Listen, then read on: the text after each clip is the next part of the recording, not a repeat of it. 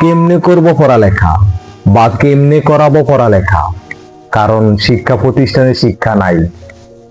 School college ভার্সিটিতে গেলে শুধু বিজনেসের প্ল্যান পাই।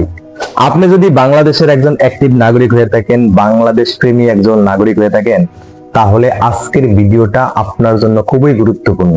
আজকের এই বিষয়গুলো আপনার জানা খুবই প্রয়োজন।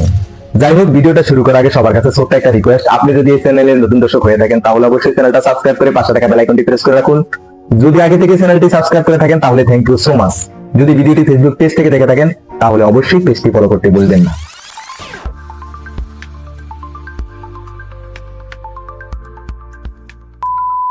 আমাদের দেশে কি সরকারিভাবে শিক্ষার কোনো ব্যবস্থা নাই?